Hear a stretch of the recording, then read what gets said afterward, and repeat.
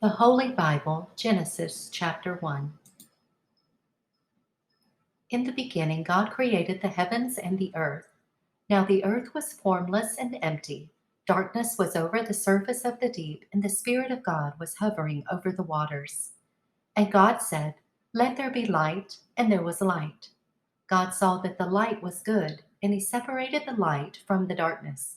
God called the light day, and the darkness he called night.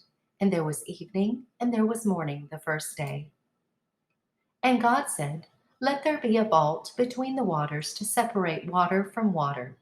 So God made the vault and separated the water under the vault from the water above the vault. And it was so. God called the vault sky, and there was evening and there was morning the second day. And God said, "Let the water under the sky be gathered to one place, and let dry ground appear." And it was so. And he called the dry ground land, and the gathered waters he called seas. And God saw it was good. Then God said, "Let the land produce vegetation, seed-bearing plants and trees on the land that bear fruit with seed in it, according to their various kinds." And it was so.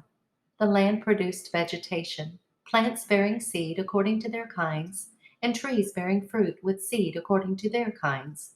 And God saw that it was good. And there was evening, and there was morning the third day. And God said, "Let there be lights in the vault of the sky to separate the day from the night, and let them serve as signs to mark sacred times and days and years.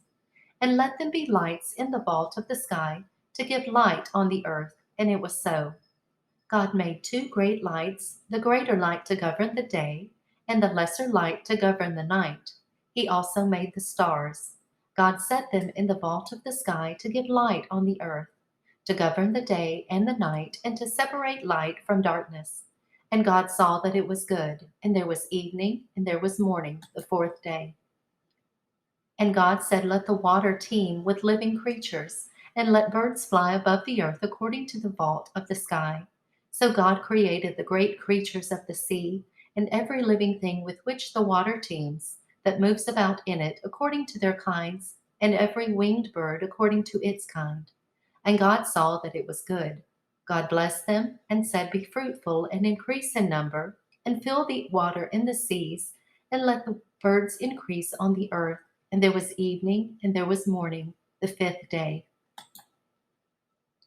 And God said, "Let the land produce living creatures, according to their kinds, the livestock, the creatures that move along the ground, and the wild animals, each according to its kind." And it was so.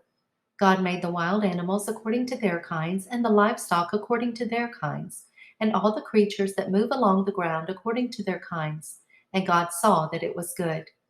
Then God said, "Let us make mankind in our image, in our likeness, so that they may rule over the fish in the sea and the birds in the air, over the livestock, and over all the living animals, and over the creatures that move along the ground." So God created mankind in his image. In the image of God he created them. Male and female he created them. God blessed them and said to them, "Be fruitful and increase in number, fill the earth and subdue it. Rule over the fish in the sea and the birds in the sky, and over every living creature that moves on the ground." Then God said, "I give you every seed-bearing plant on the face of the whole earth, and every tree that has fruit with seed in it. They will be yours for food.